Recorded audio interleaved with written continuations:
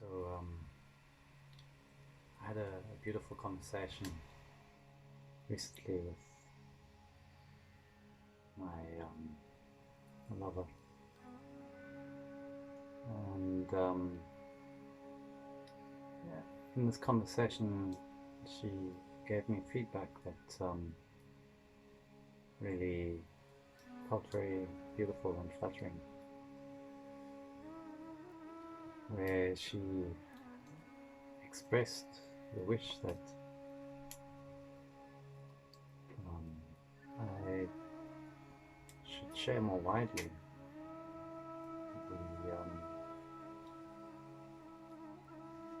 these beautiful experiences that I shared with her in our lovemaking and our love play. And she reflected on a conversation that she'd had with a friend, where she shared with the friend how in our lovemaking she'd just experienced wave after wave of blissful orgasms, and how she was just, I guess, delighted at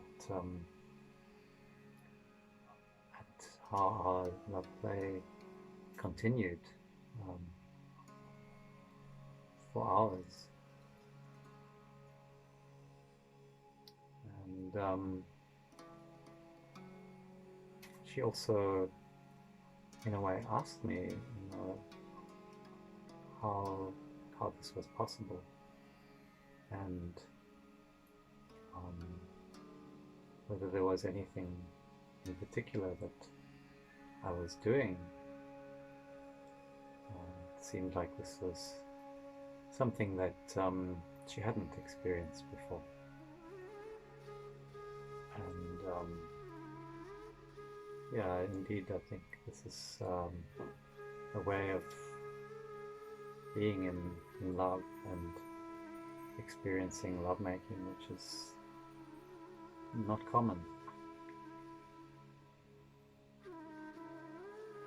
And she also reflected about how, as a result of our love play, she would feel beautiful sensations of throbbing and pulsation for days afterwards, and that she felt more alive, more empowered, and just generally more joyful. And of course, this feedback was very welcome, and was very empowering for me also, in the sense that it felt validating and affirming, and obviously appealed to something in my own ego. So also it appealed to a part of my ego that would love to share these gifts with many lovers.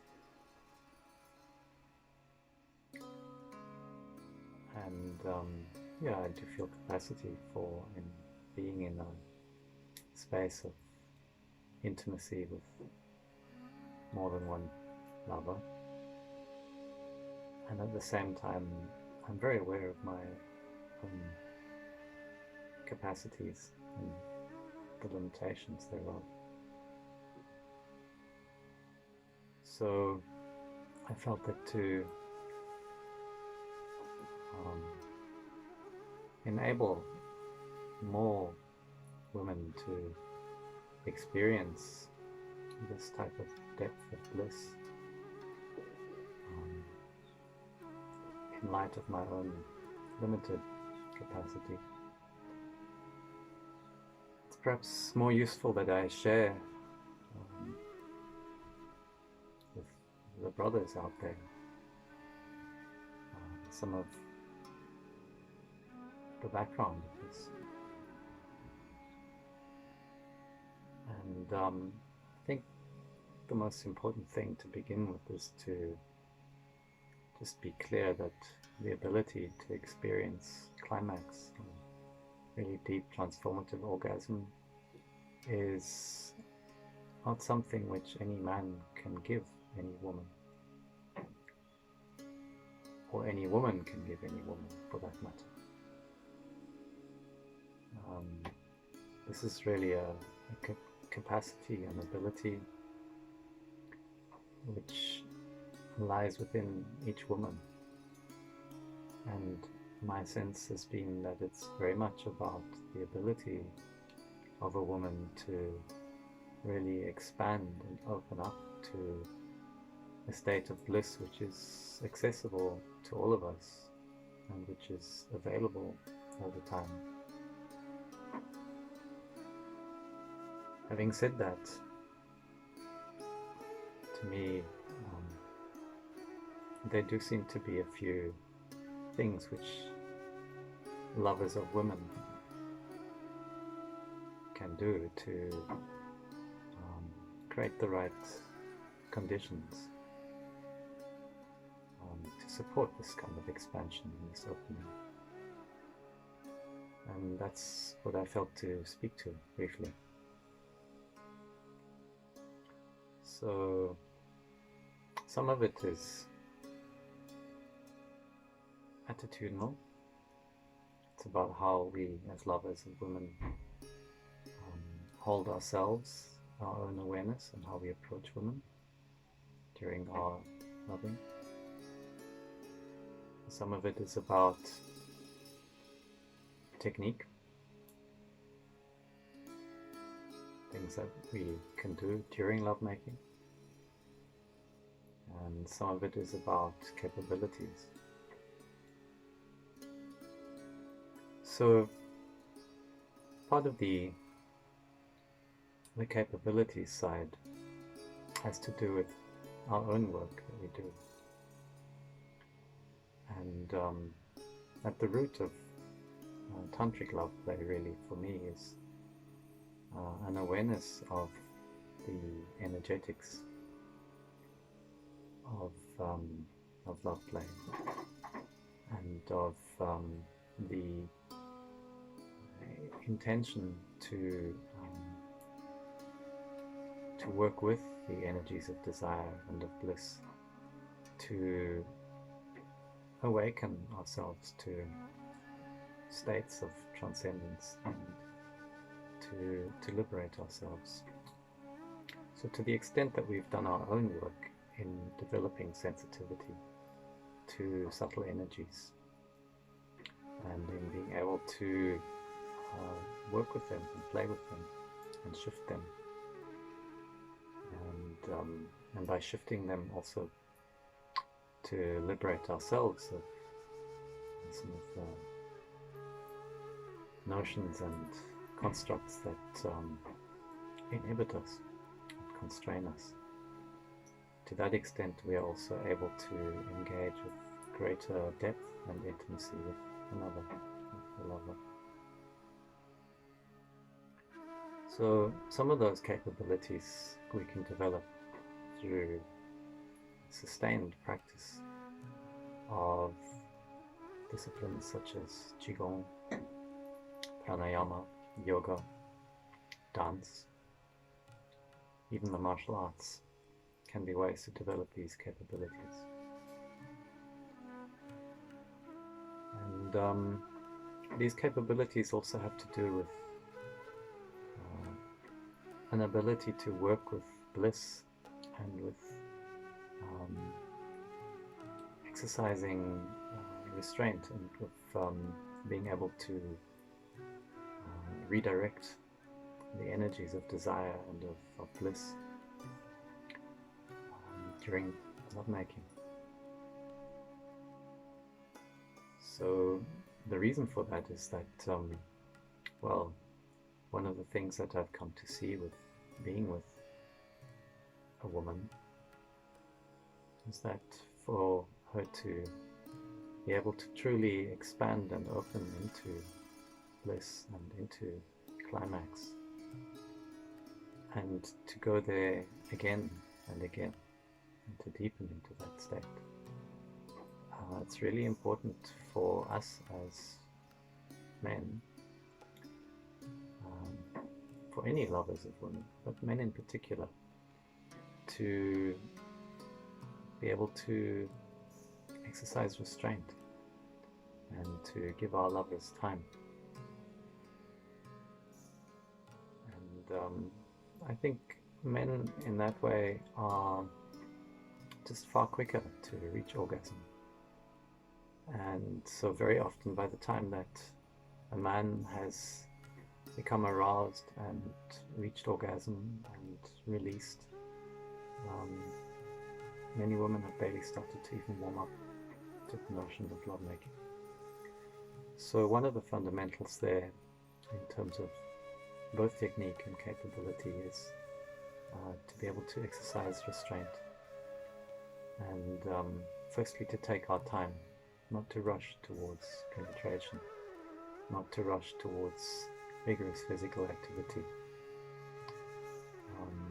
but to be able to hold ourselves back and to be incredibly patient, and to create the space to allow our lovers to really reach out for us, to really invite us to enter, and to really feel them. That's another capability which is really important, and I think the way in which men relate to their lingams, to their erections, and to lovemaking is very much shaped by our gender constructs which for masculinity often involve warriorhood, the notion of domination, conquest, and penetration, of piercing, as with a spear or a sword or of a battering ram. And this creates an approach to lovemaking which is really violent and rushed and insensitive. So what I would encourage instead is a very slow approach, and that we feel differently, we conceptualize differently our lingam as something that is very sensitive and very gentle, and which is actually one of our most profound sense organs, with which we can feel and explore and express inquisitiveness and playfulness, and also which is receptive, and that may feel a contradiction, because the lingam is often seen as being the active principle, the principle which enters. But we can turn that notion on its head. The lingam can be receptive and available, and wait to be drawn in, to be invited in, to be awoken by the yoni. And this relates again to the capabilities, particularly the capabilities of restraint and of sensitivity to the energetic exchange, movement of prana and of shakti between lovers, and just holding our lovers in gentle embrace, and just connecting through breath, allowing our subtle energies to reach out and to intertwine, in my experience can be incredibly arousing, incredibly blissful, and can raise a level of desire and anticipation in our lovers that allows them to become truly full, to blossom, and to become truly soft and open and wet and ready. And only then to enter, and this becomes more of the technique side of things. Let this entry be very slow, very gradual, very gentle, and that we savor every moment of it, and we drink deeply of that sensation, of that experience. The other aspect of it is to be able to voice and express our appreciation and our pleasure, to verbalize it, to verbalize our expression of how our lover's beauty and sexiness arouses us, and how it brings us joy and pleasure, and to express it through touch, and to allow our bodies and our hands to explore our lovers, and to allow our hands to become organs that really drink deeply of the beautiful pleasure of our beloved's form. Every touch, every groove, every curve of our lover fills us with such deep pleasure and joy. And that through bringing our awareness to breath and to voice, we allow that pleasure to express itself. And I believe that that also is incredibly arousing and pleasing. And likewise, to encourage our beloved to voice and express their pleasure. And I find this is, again, partly a capacity thing, and partly a technique thing, that we often forget to breathe in our excitement. And so with the held breath, a sense of urgency and of excitement comes that often makes it difficult to exercise deep restraint. Whereas I've found that when I'm able to breathe deeply and in a relaxed way, I'm able to express my desire and my pleasure in a way that brings the energies upward, rather than allowing them to explode in a downward discharge. So allow the voice to come through, allow our pleasure to come through, allow our breath to move deeply. And this connects again to another aspect of the energetics, and particularly again for men, that as we become really aroused, there is a buildup of vital energies of Shakti in the lower energy centers, and that often this discharge builds up quickly and eventually wants to release this energy. So the way it normally releases is through orgasm and ejaculation, but if we are sensitive to the movement of Shakti, we can allow this energy to move and diffuse in other ways.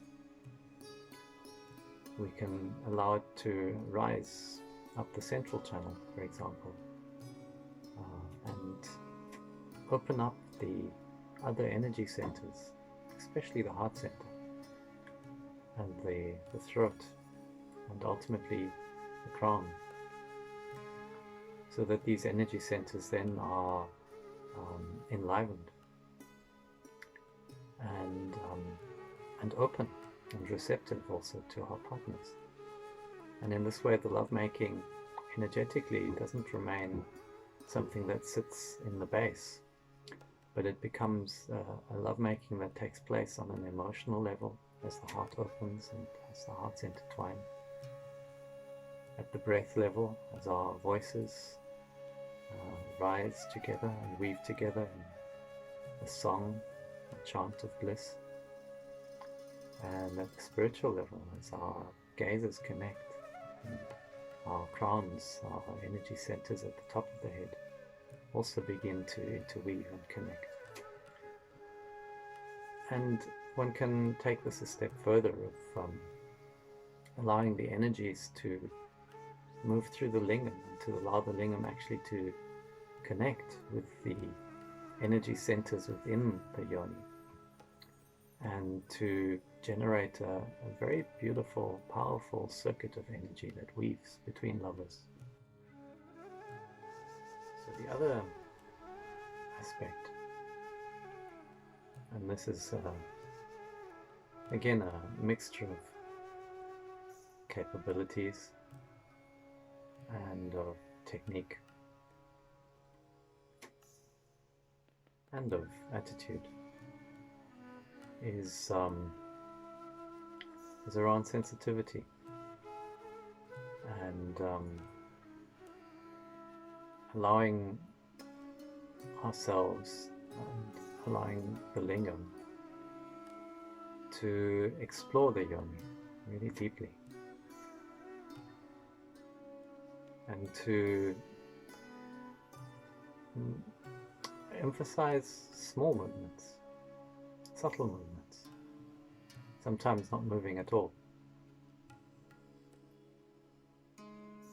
to allow the lingam to really feel all the different angles, all the different textures, the different depths, the textures, and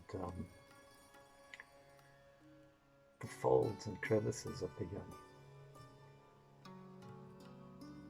I think lovemaking, as it is often portrayed in pornography or in movies, and how it is often initially explored, emphasizes just a lot of vigorous penetration, entering, opening, forward and back, in and out, thrusting movements. And sure, those can be part of it, and they can be very pleasant too. But there is an incredible subtlety and depth of pleasure that we can find when we emphasize those softer, small movements. And what this means also is to, in terms of capability, again, to develop the capability to exercise restraint, to not get pulled into this rutting, thrusting movement, but to really cultivate sensitivity in the lingam. And that is also energetic sensitivity.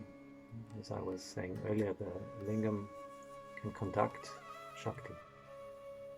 And when our beloved is truly aroused, we can experience that through the lingam as an electric heat, almost a charge that begins to build up in the yoni. And this charge is particularly strong at something that is called the secret chakra in Tibetan tantric systems. And that secret chakra sits essentially at the tip of the cervix. And so this is a very sensitive spot in the yoni, which should be approached very delicately and gently. But when the lingam, with sensitivity and deep awareness and with energetic fullness, touches this spot, the secret chakra in a woman, it is as if we are closing a circuit between our energy systems, which can be incredibly arousing and blissful. And so, as part of the technical aspect of this, there is a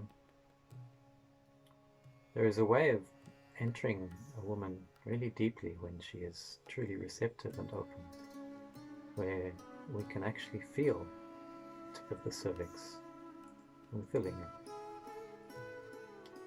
And through gentle movements of the hips, we can allow the tip of the lingam and the tip of the cervix to dance with each other, to gently rub up against each other, to weave past each other, and to do this with subtlety and with gentleness and with breath and voice, and to exercising restraint, cultivating that sensitivity, and then gradually building heat in this way. I found in my lovers to bring really deep pleasure and deep bliss. And similarly, there are other spots within the yoni which we can reach with the lingam, just in front of the cervix, the top end of the yoni, and then also the fairly well-known G-spot, which sits just behind the pubic bone, usually a small area of slightly rougher texture and slightly puffier, which again we can reach with the lingam. But this also requires other capabilities of flexibility, both in ourselves and in our partners. So it's really good if we've cultivated some flexibility in the hips. It allows us to reach those angles more easily. Of course, there are props which can help. Pillows are great.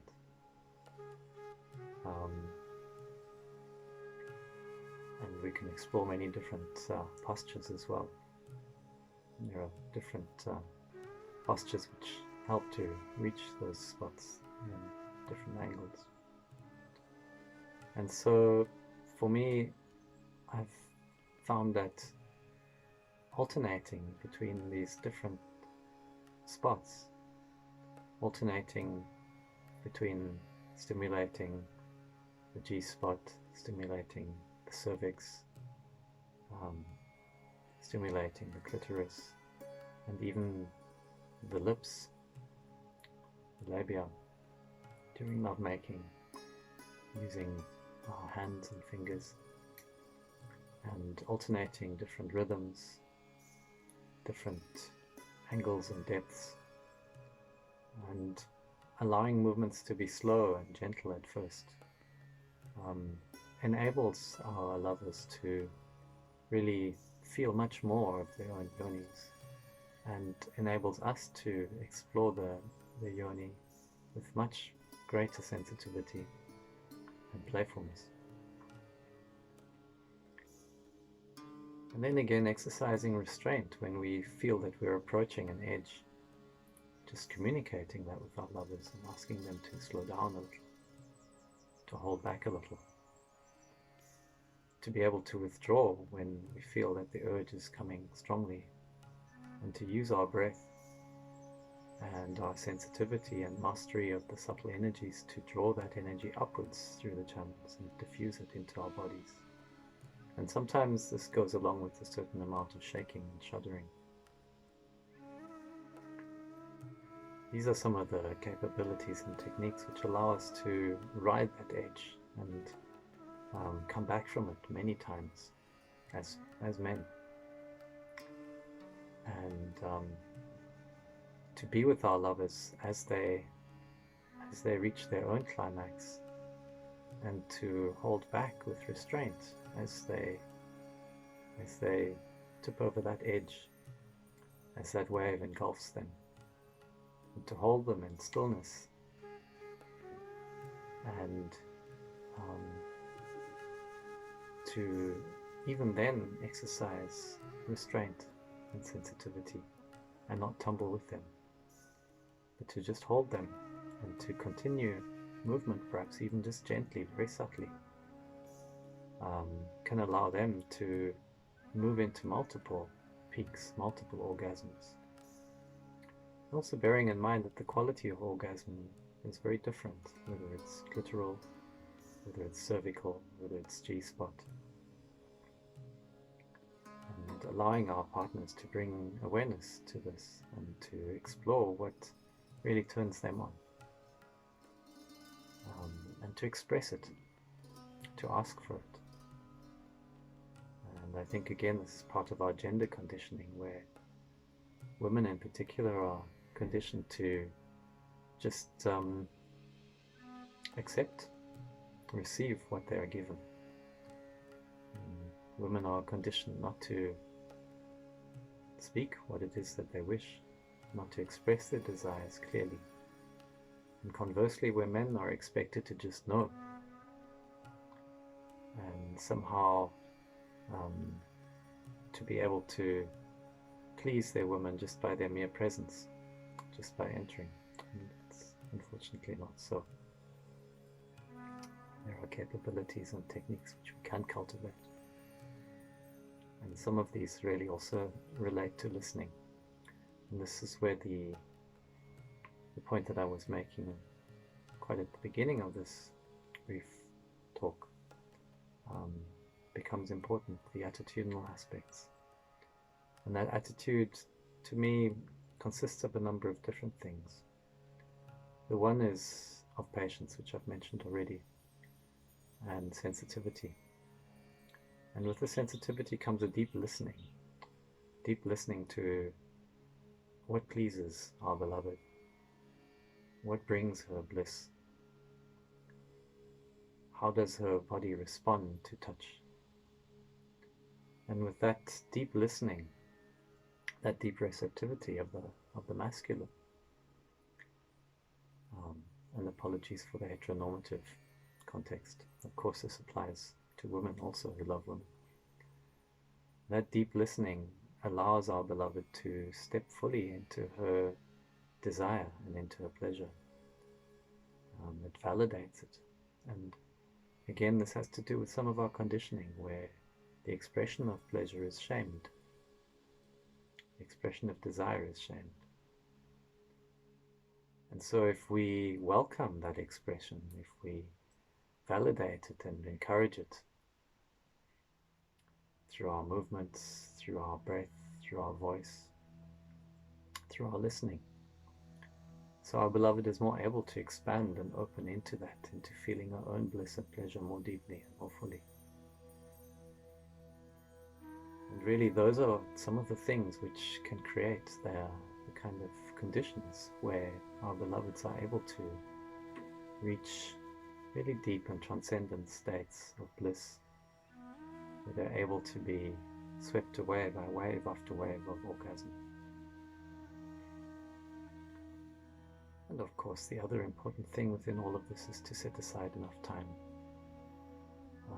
And this is again part of the tantric angle of all this, is that we approach lovemaking as a yoga, as kind of worship also, where we are worshipping the divine embodied as our beloved. And in worshipping the divine, we create the right space for it. We create an environment which is beautiful, where we bring in symbols that reflect this deep honoring of the sacred in our beloved. And so having candles, incense or smudge, having a clean space, having a warm space, soft pillows, duvets, and perhaps a fire, sharing a meal together, having relaxing, beautiful music. All of these things create the kind of environment which is honoring, which creates a sense of the sacred, and which allows us to truly relax and expand And this also is a really important aspect of creating conditions that are conducive towards the experience of pleasure and of bliss. So, for my brothers and the sisters out there who love other sisters, these are some of the things which I've found are really beautiful and helpful in allowing our beloveds to experience deep bliss and to remain there for extended periods of time, so that our experience of pleasure, of arousal, and of orgasm can become a meditation, a deep transformative meditation that can continue for a long, long time. And yeah, the spin-off of it is that this is also a very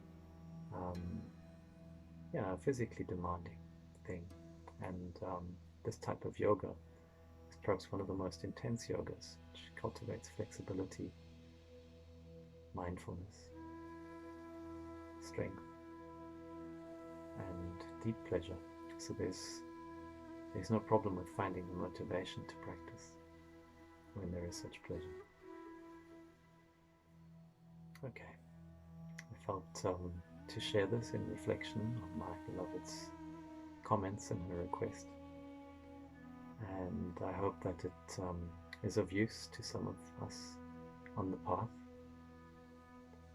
And I do welcome feedback and reflection from all the lovers of women, all the tantrikas out there.